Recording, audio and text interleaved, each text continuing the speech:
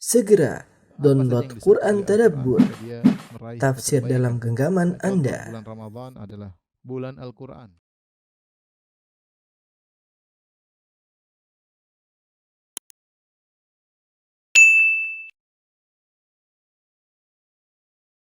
Bismillahirrahmanirrahim. Assalamualaikum warahmatullahi wabarakatuh. Alhamdulillahi ala ihsani wa syukru lahu ala taufiqihi wa amtinani wa asyhadu an la ilaha illallah wahdahu la syarika lahu ta'ziman li sya'ni wa asyhadu anna Muhammadan abduhu wa rasuluhu da'ila ridwani. Allahumma salli alaihi wa ala alihi wa ashabihi wa ikhwani. Pada hadirin dan hadirat yang dirahmati oleh Allah Subhanahu wa taala, insyaallah pada kesempatan bahagia ini kita akan membahas pertemuan terakhir dari kitab atau risalah Al-Wasail Al-Mufidah lil Hayati Sa'idah, yaitu wasilah-wasilah atau tips-tips dan kiat-kiat yang bermanfaat untuk meraih kehidupan yang penuh dengan kebahagiaan, karya Syekh Abdurrahman bin Nasir As-Sa'di rahimahullahu taala. Kita sampai pada penghujung kitab ini. Beliau menyampaikan beberapa tips yang tersisa, insyaallah akan kita jelaskan pada kesempatan kali ini. Beliau berkata rahimahullahu taala, wa'lam anna hayataka taba'un li afkarik. Kaidah kata beliau, ketahuilah bahwasanya kehidupanmu mengikuti pemikiranmu, ya, kehidupan mengikuti pemikiranmu. Fa in kanat afkaran fima ya'udu 'alaika naf'uhu fi dinin aw dunyan fa hayatuka thayyibatun sa'idatun.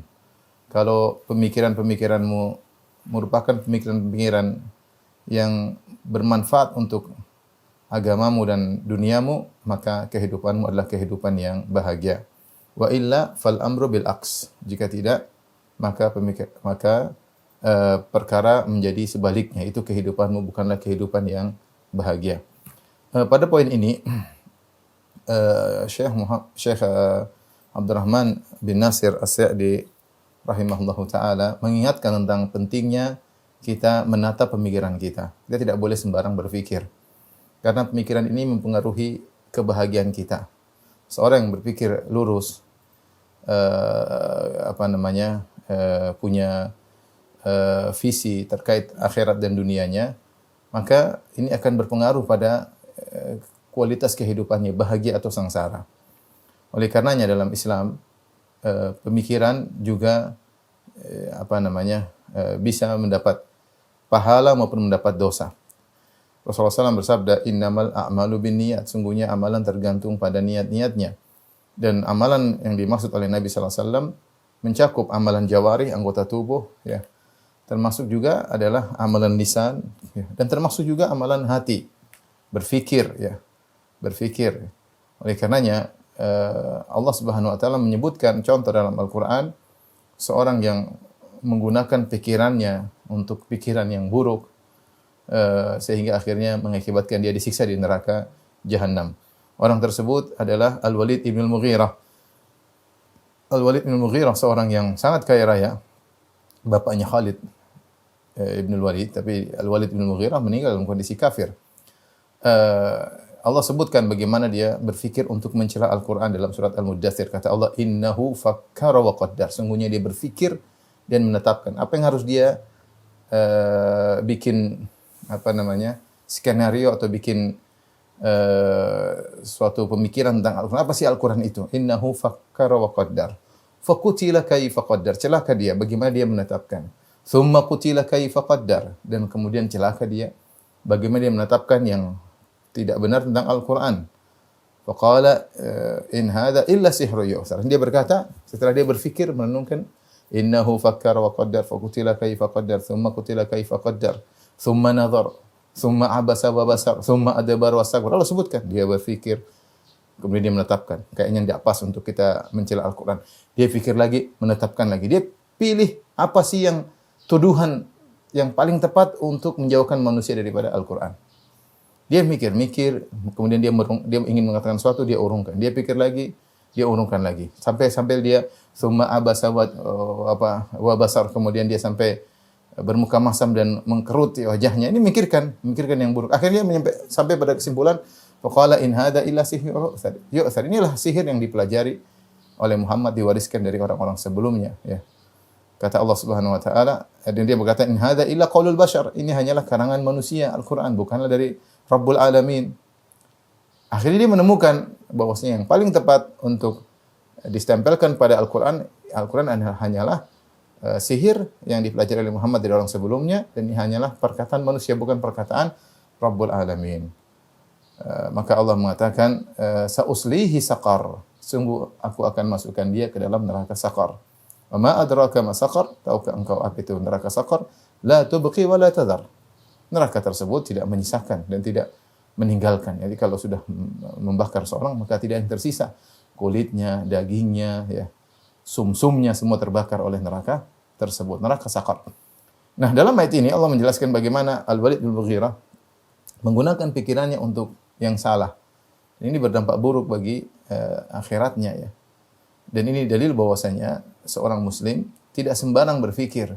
Hendaknya dia mengatur pemikirannya karena pikiran itu liar. Pikiran kita ini pikir macam-macam bisa. Kita kalau biarkan pikiran kita untuk berpikir macam-macam bisa liar. Kita bisa pikir, bisa menghayal macam-macam, kita bisa berpikir yang positif, kita bisa berpikir yang negatif, kita bisa pikir yang masuk akal, yang enggak masuk akal. Pikirannya liar. Nah, orang Islam tidak boleh demikian, ya. Dia mengatur pikirannya. Kenapa? Karena Syekh As-Sa'di rahimahullah memberikan kaidah, wa'lam anna hayataka taba'un afkarik. Ketahuilah bahwasanya kehidupan itu mengikuti pemikiran. Ini benar. Orang yang pikirannya positif, pikirannya optimis, maka dia akan ada kebahagiaan yang dia dapatkan. Tapi kalau pikirannya buruk, selalu pesimis, selalu putus asa, maka dia akan mendapatkan kehidupan yang penuh dengan kesengsaraan. Ya. Berpikir positif, berpikir negatif ada pengaruh dalam kehidupan, dalam kebahagiaan atau kesengsaraan kehidupannya. Maka saya mengingatkan, kalau berpikir yang baik-baik. Fa in kanat afkaran fi ma ya'udu 'alaika naf'uhu fi dinna wa dunya, fa hayatuka thayyibatun sa'idatun. Kalau pemikiranmu manfaatnya kembali pada agamamu atau duniamu, maka kehidupan bahagia. Pikir yang baik tentang orientasi akhirat, ya.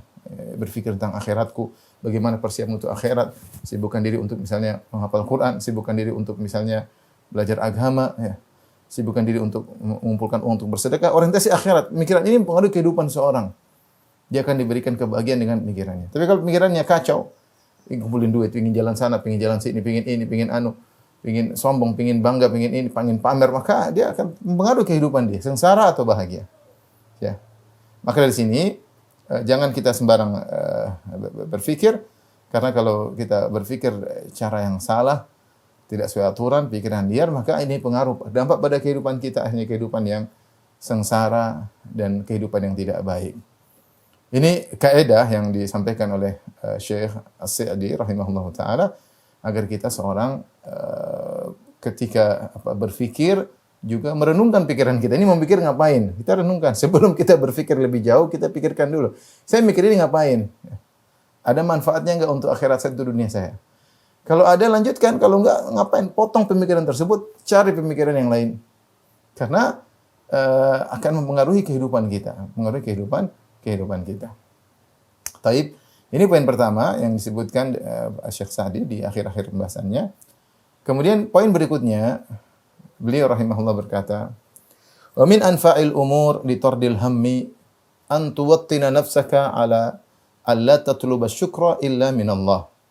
Dan di antara perkara yang paling bermanfaat untuk menolak kegelisahan atau menolak kesedihan, untuk mengusir, di antara perkara yang paling bermanfaat untuk mengusir kesedihan, mengusir kegelisahan, an tuwattina nafsaka ala alla tatluba syukra illa min Allah. Engkau kondisikan dirimu, ya, agar tidak mengharap balasan kecuali dari Allah Subhanahu wa taala. Yang maksudnya ketika kau beramal saleh, jangan kau berharap kecuali dari Allah Subhanahu wa taala.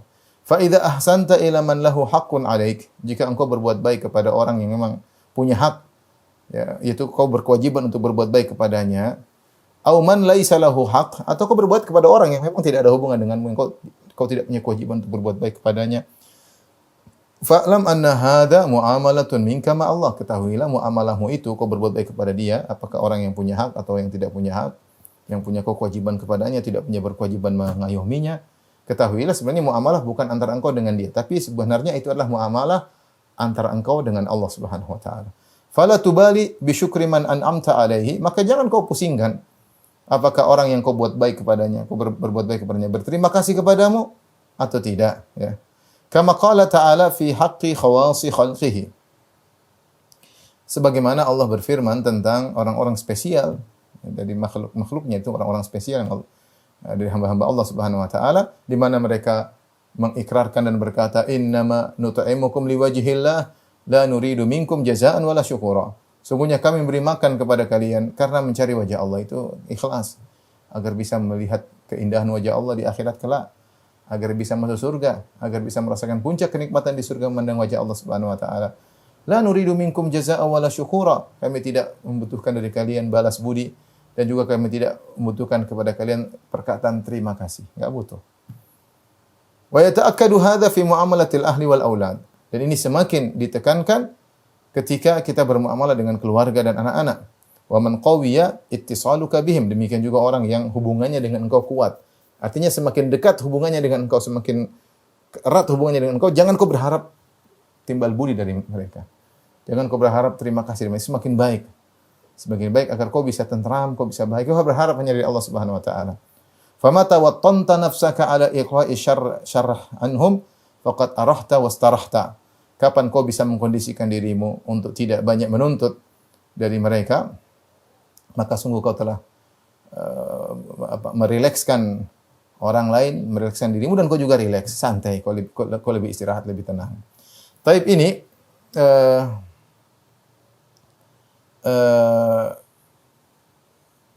adalah poin berikutnya untuk menolak kegelisahan, untuk menolak kesedihan. Ya. Seorang ketika beramal, melakukan kebaikan kepada orang yang dia punya hak kepadanya, atasnya, itu seperti ayahnya, ibunya, atau pada istrinya, atau pada anak-anaknya, atau pada kakak adiknya yang punya hubungan dengan dia, atau dia berbuat baik kepada orang-orang yang tidak ada punya hubungan dengan dia, tetangganya, atau apa orang ketemu di jalan, atau ya siapapun dia berbuat baik, maka jangan dia berharap untuk mereka mengucapkan syukran kepadanya, terima kasih. Ya. Ini agar dia bisa tenang dan dia bisa bahagia. Karena kalau dia berharap balas budi, atau berharap pengakuan, atau berharap ucapan terima kasih, atau berharap ucapan syukran dari orang yang dia bantu, maka akan datang saja kesengsaraan menimpanya. Ya. Akan datang kesengsaraan. Misalnya, ternyata orang yang dia berbuat baik kepadanya, ternyata tidak berterima kasih sama sekali. Atau ternyata orang kita berbuat baik sama dia, mungkin berterima kasih, tapi tidak berterima kasih sebagaimana seharusnya. Ketika uang banyak-banyak, dia cuma bilang syukran gitu aja. Makasih gitu aja. Enggak ada syukran, semoga Allah begini. Enggak ada, makasih gitu aja, selesai. Ini kalau kita berharap pujian dari dia atau berharap terima kasih dari dia, tentunya kita bilang, ini kok dianggap sepele. Padahal saya setengah mati mengumpulkan uang untuk saya berikan pada dia, tapi diambil begitu saja, cuma bilang makasih, terus kemudian berpaling dariku, ya. Tentu kita kalau seperti berharap terima kasih dari dia, kita akan sengsara. Terlebih lagi kalau ternyata dia berbalik. Kita sudah berbuat baik sama dia, ternyata dia berbuat buruk pada kita. Dia berbuat buruk kepada kita. Dari situ Syekh memberikan obat untuk menghadapi hal ini agar kita bisa ikhlas kepada Allah Subhanahu wa taala. Yang pertama, beliau memberikan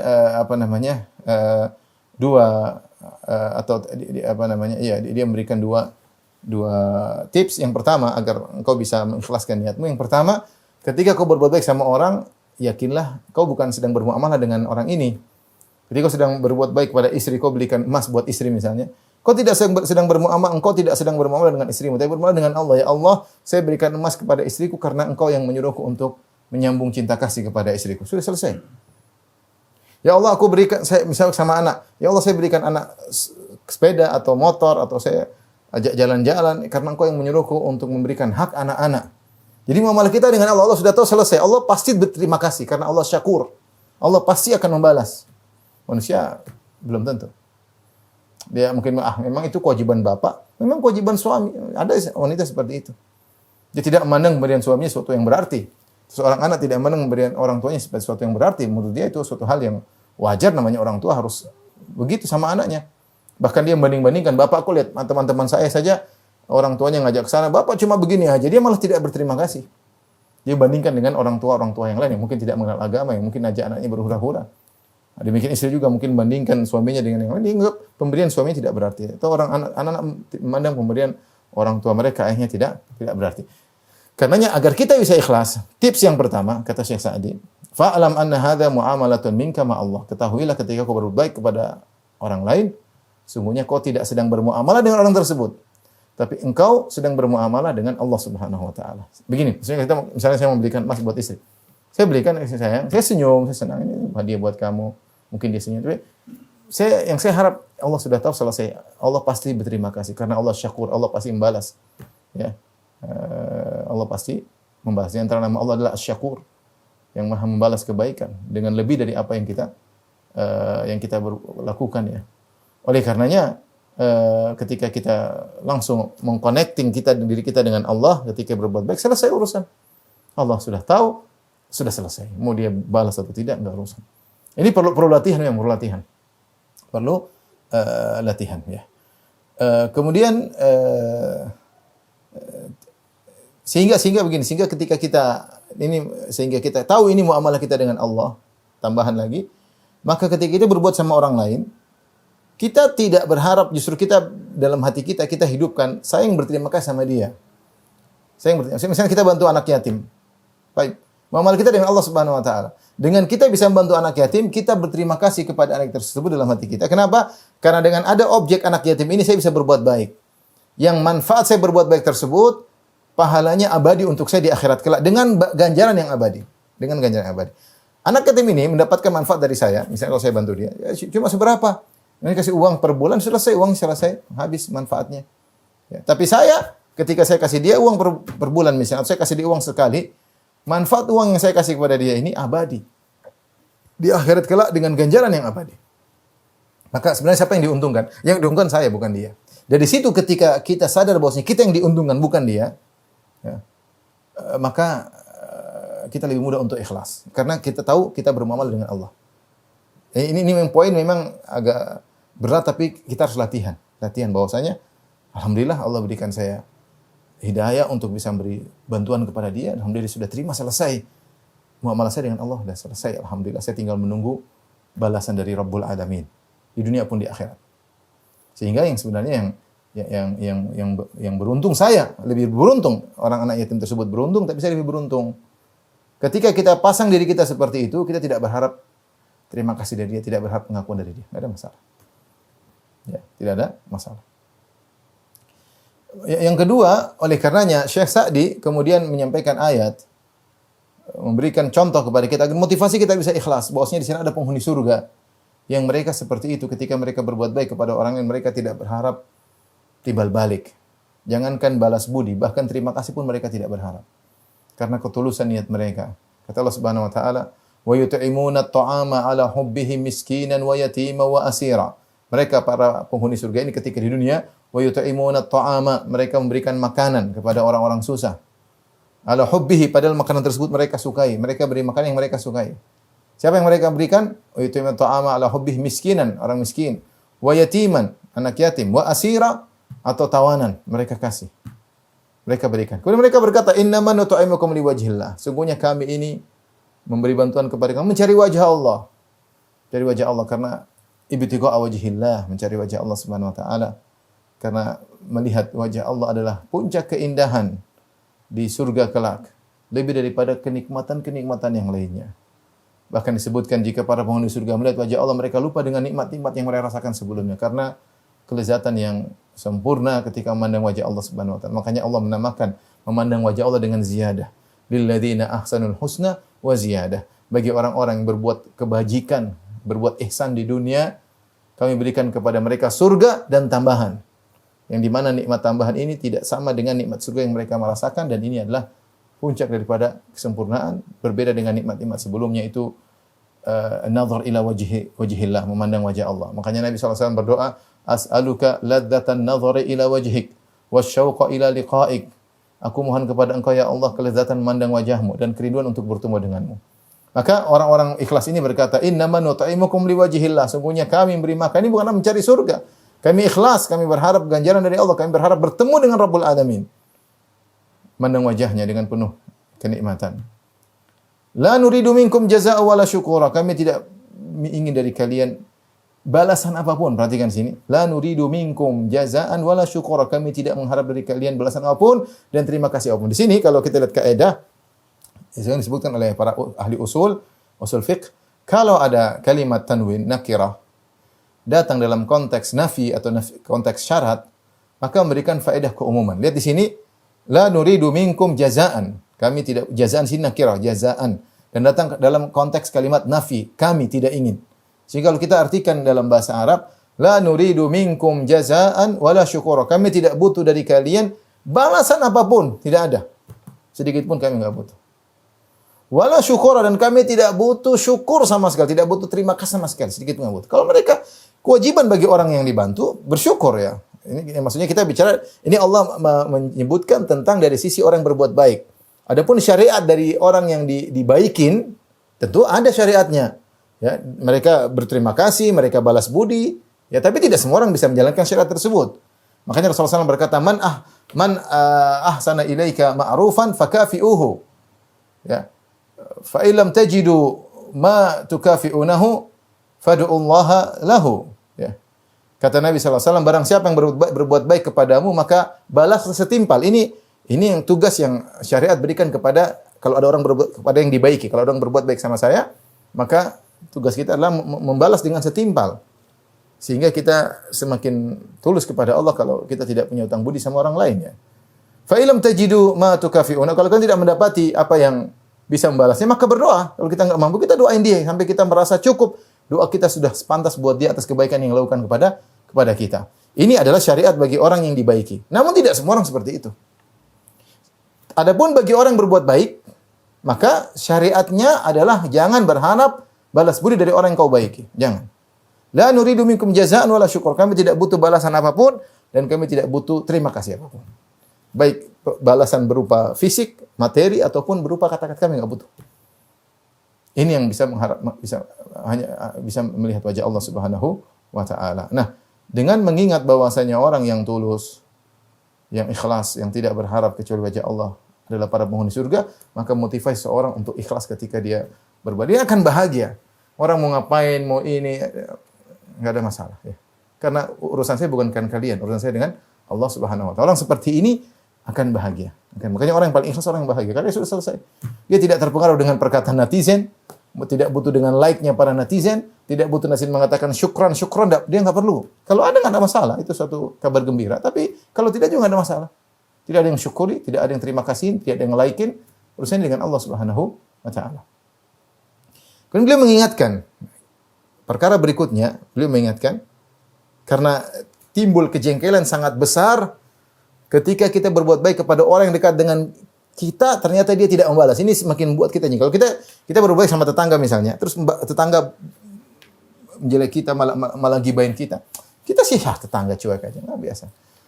Tetapi kalau kita berbuat baik kepada orang dekat dengan kita, sama istri kita, sama kakak kita, sama adik kita, malah dibalas dengan keburukan, air susu dibalas dengan air tuba, ini terkadang kita sakit.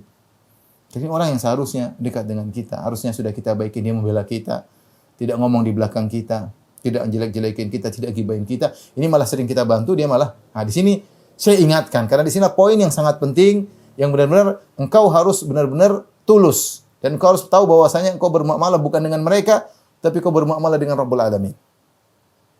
Beliau berkata, wa yata'akkadu hadza fi muamalatil ahli wal aulad. Dan ini semakin ditekankan ketika kau bermuamalah dengan istri dan anak-anak. Kalau istri wanita dengan suami dan anak-anak. Waman, jadi kalau maksudnya seorang wanita ketika berkhidmat kepada suaminya, dia melayani suaminya, dia ini dengan Allah. Ya, mungkin suaminya tidak hargai, penting dia berusaha, memang sakit hati. Tapi itulah kalau kau ingin bahagia, kau yakin ini semua saya lakukan karena Allah. Baik, wal aulad, demikian juga kita berhubungan anak-anak, kontak dengan anak-anak. Kalau kau berbuat baik dengan mereka, maka semakin kau tekankan bahwasanya kau melakukannya karena Allah. Ini muamalah bukan dengan anak-anak, tapi muamalah interaksi dengan Allah, bukan dengan anak-anak. Wa man qawiyat tisaluka bihim. Demikian juga orang-orang yang punya hubungan kuat dengan engkau, seperti kakak, seperti adik, orang tua, ayah, ibu, yang lainnya. Maka ini semakin engkau hendaknya menekankan akan hal ini. Oleh karena saya katakan dalam sebagian kajian saya maksudnya di antara hikmah Allah Subhanahu wa taala. Terkadang engkau berbuat baik kepada orang dekat denganmu, dengan kakak atau adik, dengan istri dengan anak-anak, orang tua. Ternyata perbuatan baikmu tersebut tidak dipandang. Tidak dianggap oleh mereka. Dilupakan oleh mereka. Ini mungkin terjadi. Karena kita tidak semua karib kerabat kita kemudian mengerti. Tidak semua karib kerabat kita mengerti syariat. Bahwasanya kalau orang berbuat harusnya berterima kasih. Tidak semua orang mengerti. Sehingga Allah mentakdirkan sebagian orang, ya, ketika dia berbuat sama keluarganya balas dengan tidak baik. Untuk apa? Saya bilang itu ada hikmahnya. Hikmahnya agar dia tulus. Agar dia melatih diri bahwasanya kalau dia berbuat baik bukan karena mengharap ucapan terima kasih dari mereka. Ya. Tapi dia tahu bahwasanya dia melakukan tersebut karena menyambung silaturahmi yang Allah perintahkan. Yang Allah perintahkan. Makanya Nabi SAW mengatakan, "Laisal wasil bil mukafi, innamal wasil man idza quti'at rahimuhu wasalaha." Kata Nabi SAW, bukanlah penyambung silaturahmi sejati orang yang al-mukafi, yaitu dia hanya berbuat baik kalau dibaiki oleh kerabatnya. Walakinnal wasil, tapi penyambung silaturahmi yang sesungguhnya, man idza quti'at rahimuhu wasalaha, adalah orang yang ketika diputuskan hubungan oleh kerabatnya dia tetap menyambungnya. Ini berarti dia melakukan kebaikan liwajhillah, karena mengharap wajah Allah, bukan karena ingin dibaiki, dibalasin oleh karib kerabatnya. Ini intinya ini nasihat poin yang sangat penting. Orang yang paling bahagia adalah orang yang ikhlas. Karena dia tidak terpengaruh dengan komentar manusia. Dia tidak terpengaruh dengan netizen. Dia tidak terpengaruh dengan kritikan, ejekan, hinaan. Tidak. Karena dia mencari wajah Allah. Dengan cara kita ikhlas, kita akan mudah bahagia dan kesedihan akan mudah hilang. Tapi kalau kita tidak ikhlas, maka kita sengsara. Karena kebahagiaan kita di tangan para netizen. Kebahagiaan kita di tangan komentar orang yang kita bantui.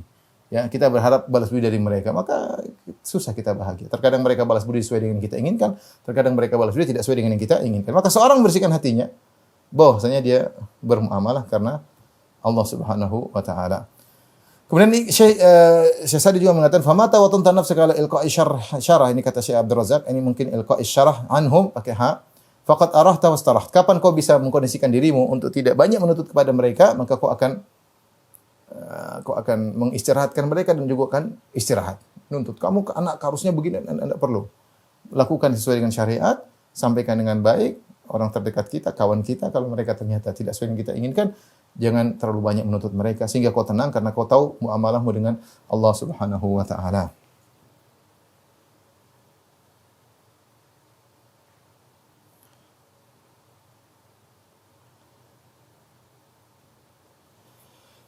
Kita lanjutkan. Kemudian beliau berkata, rahimahullahu taala, wa min dawa'ir raha, di antara perkara-perkara yang bisa mendatangkan ketentraman, akhdhul fadail wal amal 'alaiha bihasabid da'in nafsi alladhi yuqliquk wa ta'udu ala adrajika khaiban min husulil fadilah haitsu salakta at-tariqal multawi wa hadha min al-hikmah an tattakhidha min al-umur al-kadirah umuran safiyah hulwah wa bidzalika yajidu safa'ul ladzat wa tazul akdar. Ya, Allah alam bisawab. Ini saya kurang memahami dengan baik ya, tapi saya bacakan terjemahan yang kira-kira bisa saya pahami. Beliau rahimahullah berkata, ya, di antara cara agar kita bisa istirahat, bahkan dalam buku syarah, buku ini pun lafal ini tidak disyarah oleh sang pensyarah ya. Itu mengambil amal-amal atau melakukan amalan-amalan ya yang sesuai dengan keinginan jiwa ya, yang terkadang jiwa tersebut menggelisahkan engkau, maka ada suatu hal yang menggelisahkan, kau lakukan amalan-amalan yang bisa menghilangkan kegelisahan tersebut ya, dengan cara ya engkau melakukan amalan tertentu sesuai dengan kebutuhan ya. Karena mungkin sebelumnya engkau melakukan menempuh satu jalan yang miring ya, yang tidak lurus, maka di antara hikmah ya agar kau bisa kembali dengan baik, maka di antara jalan-jalan yang tidak lurus tempuhlah jalan yang lurus, yang indah. Dengan demikian ya akan menambah kelezatan dalam kehidupanmu dan hilanglah keburukan-keburukan dalam kehidupanmu. Ini poin saya tidak bisa jelaskan dengan baik karena saya sendiri kurang memahami dengan baik. Mudah-mudahan suatu saat saya bisa paham maksud dari al-muallif rahimahullahu taala. Kita lanjut pada poin berikutnya. Ij'alil umuran nafi'ah nusba ainaika wa'mal ala tahqiqiha. Beliau mengatakan, jadikanlah perkara-perkara yang bermanfaat selalu di hadapan kedua matamu. Wa'mal ala tahqiqiha. Dan berusahalah untuk mewujudkan ya perkara-perkara bermanfaat tersebut. Wala taltafit ila al-umuri ad-darrah litalhuwa bidzalika anil asbabil jalibah lil hammi wal hazan. Dan jangan kau melihat pada perkara-perkara yang memberi mudarat, yang tidak ada manfaatnya. Ya, agar kau cuek dengan hal-hal yang bisa mengantarkanmu kepada kesedihan, ya, dan kegelisahan. Wasta'in birraha, dan jadikanlah istirahat sebagai penolongmu, wa ijmamin nafsi 'alal a'malil muhimmah. Sini tulis ijma' tapi yang benar ijmam. Ijmamin nafsi 'alal a'malil muhimmah, dan jadikanlah rileks jiwa untuk bisa melakukan kegiatan-kegiatan yang penting. Maksud dari poin ini, ikhwan dan akhwat rahmatillah subhanahu wa taala, di antara sebab agar kita bisa bahagia. Senantiasalah ada perkara yang bermanfaat kita selalu di depan mata kita. Saya ingin lakukan ini. Saya punya cita. Jadi kita bikin cita-cita. Saya ingin ini.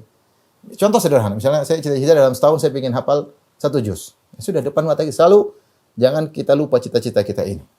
Kemudian kita berusaha mewujudkan cita-cita tersebut. Sehingga jalan kita selalu kepada cita-cita tersebut. Cita-cita banyak ya. Mau hafal Quran, mau berbakti sama orang tua. Misalnya saya cita ingin bangun rumah buat orang tua. Misalnya.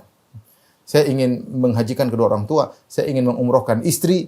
Saya ingin membelikan motor buat anak-anak. Misalnya. Ini semua bermanfaat. Kita fokus.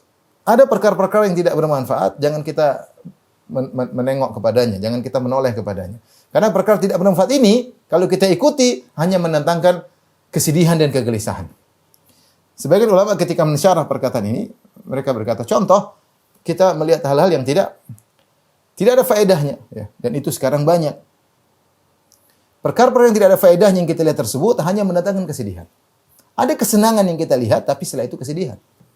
Ya, itu kesedihan. Dan akhirnya kita terlalaikan dari fokus kepada perkara bermanfaat yang ingin kita raih. Sehingga tujuan kita terkadang tidak tercapai.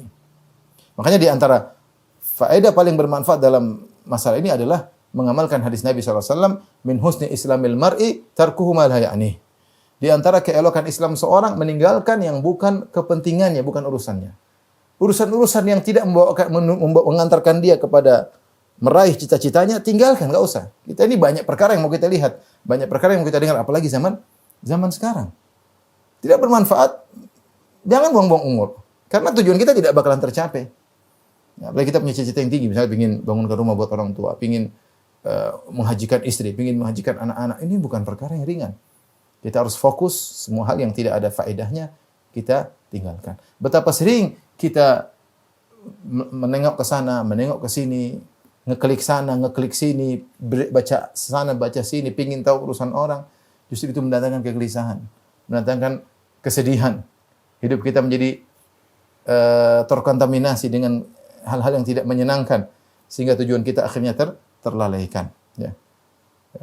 Orang-orang saleh dahulu, Allah sebutkan dalam Al-Quran bagaimana sifat-sifat mereka, ibadur rahman. Ya. Kata Allah, wa idza marru bil lagwi marru kiramah. Kalau mereka melewati perkara yang sia-sia, maka mereka meninggalkan. Mereka a'radu anhu. Ya.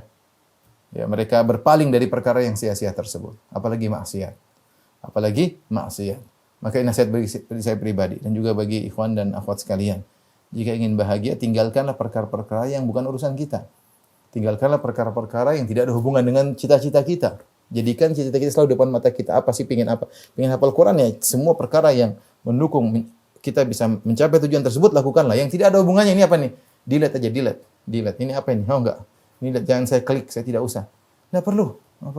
Buang-buang umur, menambah kesedihan, kegelisahan, kebahagiaan kita jadi tercoreng, tujuan kita tidak tercapai. Ini adalah sebab kebahagiaan, kata beliau. Kemudian berkata, wasta'in birraha. Jangan lupa, ini diantara nasihat beliau, wasta'in birraha wa ijmamin nafsi 'alal a'malil muhimmah. Kalau kau melakukan pekerjaan yang berat, cita-cita yang tinggi, ada saatnya kita letih, sesekali kita istirahat dengan hal-hal yang bermanfaat. Jalan-jalan, kayak ada masalah. Ya, main-main kayak olahraga kayak ya. Untuk semangat lagi.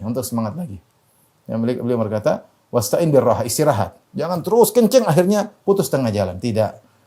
Jiwa ini punya kebosanan, jiwa ini punya titik klimaks, setelah itu dia maksimal optimal, setelah itu dia jatuh.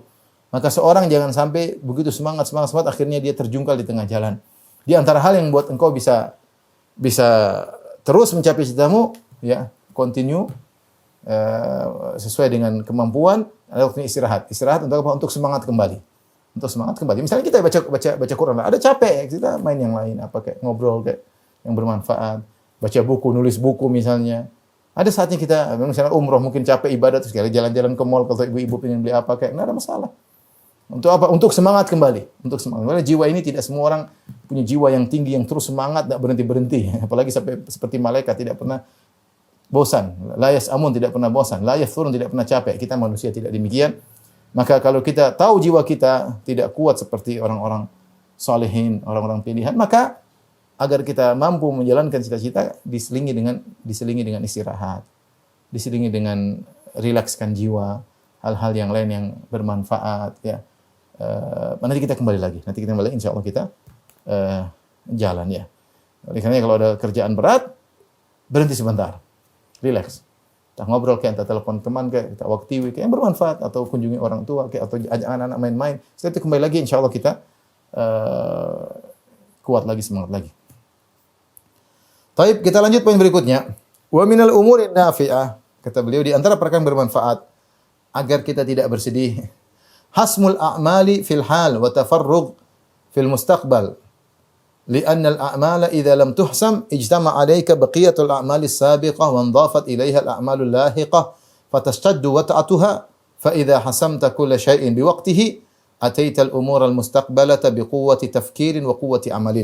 Dia berkata di antara hal yang mendatangkan kebahagiaan, ngerjakan pekerjaan selesaikan pada waktunya.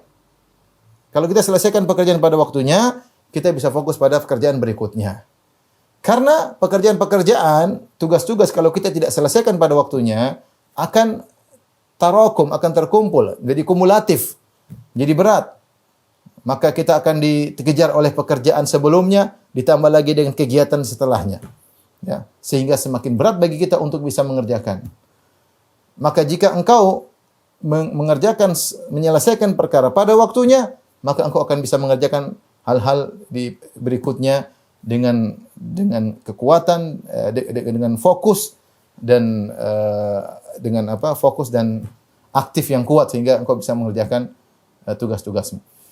Ini adalah faedah yang sangat bermanfaat. Praktekkan dalam kehidupan kita sehari-hari. Kita punya kegiatan, selesaikan hari itu. Ya. Jangan kita malas-malasan. Yang buat kita tidak bisa menyelesaikan suatu permasalahan sesuai dengan target karena kita malas-malasan. Atau kita tergoda untuk punya target yang lain sehingga tidak selesai ini. Tidak selesai. Maka seorang mengukur dirinya, kalau dia punya kegiatan, dia targetkan, saya targetkan sekian, selesaikan sebelum dia masuk pada target berikutnya. Adapun jika dia mentargetkan dengan target yang banyak, semenjak kemampuannya tidak mampu, maka tidak akan selesai. Atau dia bermalas-malasan sehingga akhirnya bertambah tumpukan pekerjaan, akhirnya dia stres. Dan orang kalau sudah stres, tegang, mudah marah, hilang kebahagiaan. Akhirnya dia lampiaskan kemarahannya kepada anak-anaknya, kepada istrinya, kepada orang dekatnya. Kesehatan juga terganggu. Oleh karenanya sebagian saya pernah ketemu sebagian ahli mengatakan bahwasanya sebagian peneliti mengatakan bahwasanya orang yang diberikan kesehatan yang baik adalah orang yang hidup bukan dalam tingkat stres yang tinggi. Ya. Kalau orang hidup dalam stres yang tinggi, kesehatannya bisa tidak baik. Kesehatannya tidak. Kenapa hidup stres, tekanan terus stres. Nah, akhirnya membuat kesehatannya tidak baik meskipun dia mungkin makan yang bergizi karena pengaruh pemikiran ini semua tanya dokter. Pemikiran punya pengaruh yang luar biasa pada kesehatan seseorang. Nah, kalau orang dalam kerjaan yang padat sesekali nggak apa-apa, tapi kalau terus-terusan gaya hidupnya demikian numpuk pekerjaan ya repot. Ya, kita berusaha kerjakan. Rasulullah SAW, subhanallah, Islam mengajarkan bagaimana mengatur kehidupan ya. Sampai sebenarnya mengatakan kalau kau perhatikan sunnah-sunnah Nabi SAW, kau bisa kerjakan. Sunnah Nabi tidak padat numpuk itu enggak. Ada sholat 5 waktu, waktunya berbeda-beda. Ada sholat malam, dimulai dengan tidur dulu. Ya. Ada sholat duha, bisa 2 rakaat, 4 rakaat, sisa waktunya bisa bekerja. Bisa baca Quran, tidak harus hatam setiap hari. Enggak ada waktunya baca Quran. Sehingga kau bisa zikir pagi petang cuma 5 menit, 10 menit. Artinya kalau kau kerjakan sunnah Nabi semuanya pun, kau bisa menjalankan aktivitas duniawimu tanpa harus dikejar-kejar, tanpa harus stres. Enggak. Ya. Demikian subhanallah mengatur sunnah Nabi SAW dengan hal yang logis yang bisa dikerjakan. Ya. Demikian juga bagaimana Nabi SAW misalnya memberi jadwal waktu zuhur, waktu sekian sampai sekian, asar, agar orang tidak tahu kita disiplin dengan kita mengenal waktu sholat. Ini ada kedisiplinan, waktu haji ada. Kita Islam mengenal kedisiplinan. Sampai Rasulullah SAW memberi solusi, misalnya jika seorang tidak mampu sholat witir di malam hari, Rasulullah SAW mengatakan sholat sebelum tidur. Sehingga ada waktu yang kau bisa selesaikan daripada kau tidak bisa bangun, kau bisa atur waktu sebelum tidur kau sholat witir. Sebagaimana perkataan Abu Hurairah, "Ausani khalili bi thalath." Sungguhnya kekasihku Rasulullah SAW berwasiat kepadaku dengan 3 perkara, di antaranya al-witru qabla naum, yaitu witir sebelum tidur. Ini semua isyarat dari Nabi SAW agar seorang mengatur waktunya, menyelesaikan tugasnya pada saatnya, pada waktunya, sehingga tidak terakumulasi pekerjaan yang membuat dia stres, membuat dia hilang kebahagiaan. Nggak enak kalau kerja dengan, saya juga nggak suka. Saya punya target saya kerjakan. Saya tidak, kalau belum sampai target, saya tidak tambah target yang lain. Dan adapun seorang banyak target sehingga dia stres, meskipun target kebaikan, tapi seorang tahu kemampuannya. Kemudian dia bermalas-malasan sehingga tumpuk kegiatannya. Ini sulit hidup seperti ini.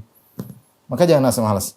Oleh karenanya, apa kata Ibnu Umar radhiyallahu ta'ala anhuma, "Idza asbahta fala tantadhiril masa." Jika kau sudah tiba di pagi hari, jangan tunggu-tunggu sore hari.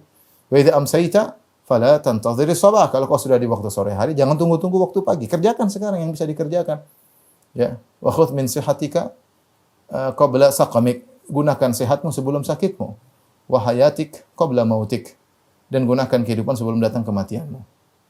Ini di antara hal yang bermanfaat. Ini nasihat bagi, makanya Rasulullah berdoa, Allah minna a'udzubika minal kasal, ya, minal ajzi wal kasal. Ya Allah, aku berlindung kepada Engkau. Ini kita doain ya, Allahumma inna a'udzubika minal ajzi wal kasal. Ya Allah, aku berlindung kepada Engkau dari ketidakmampuan dan kemalasan. Ini malas, ini bikin kita bertumpuk pekerjaan. Ibu-ibu di rumah, nanti deh, asik main WA, asik nonton medsos. Kerjaan numpuk, tidak selesai. Baca Quran, nanti deh. Nggak enak kalau kita kerja bertumpuk-tumpuk. Disiplin. Orang Islam menghargai waktu. Nah, ini buat kita bahagia. Kita kerjakan, selesai tugas. Dan kalau ada suatu selesai, kita ada kepuasan, senang. Alhamdulillah selesai. Kerja lagi satunya, alhamdulillah selesai. Ada kebahagiaan yang Allah berikan. Apalagi kita kerjakan semuanya karena Allah Subhanahu wa taala. Makanya atur waktu, jangan numpuk pekerjaan. Numpuk pekerjaan bikin sengsara. Bikin stres. Belum kalau tanya orang, ditelepon orang, pekerjaan numpuk, enggak bisa tidur, stres. Kemudian beliau sebutkan juga, wa yanbaghi an tatakhayyara minal a'malin nafi'atil al-aham fal aham. Dan hendaknya seorang memilih dari amal-amal pekerjaan yang bermanfaat dari yang paling prioritas, kemudian yang skala berikutnya.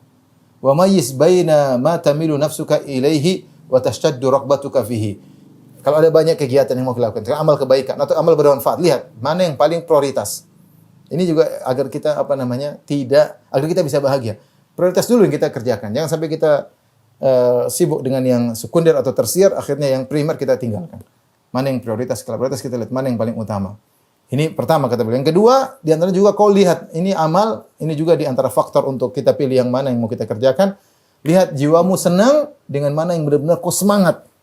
Karena semangat pada suatu, kesenangan pada suatu itu membuat kita rileks dalam melakukan kegiatan tersebut. Karena kita hobi. Ya. Fa inna dhiddahu yuhdithu sa'ama wal malal wal kadar. Karena kalau kita melakukan yang sebaliknya, itu tidak melakukan yang prioritas atau kita melakukan perkara yang jiwa kita tidak begitu semangat, dan ini bikin kita bosan. Ini bukan bidangnya, kita tidak. Ada orang menurut kita apa ini, tapi dia semangat karena memang ya namanya orang jiwa berbeda-beda. Allah membuat dia suka seperti itu, ada.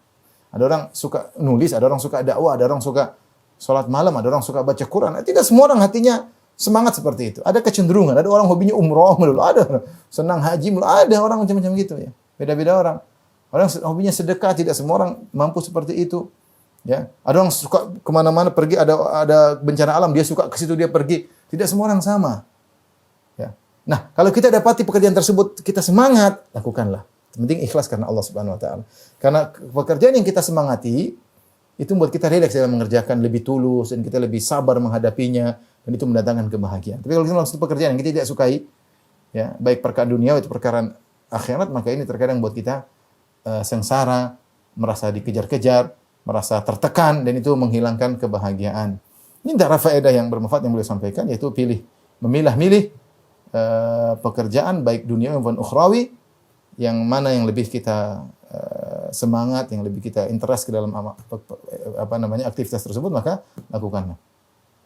Wasta'in ala dzalika bil fikri sahih wal musyawarah. Jangan lupa untuk melakukan kegiatan tersebut, pikir, jangan langsung maju, pikir. Semangat tapi pikir dulu.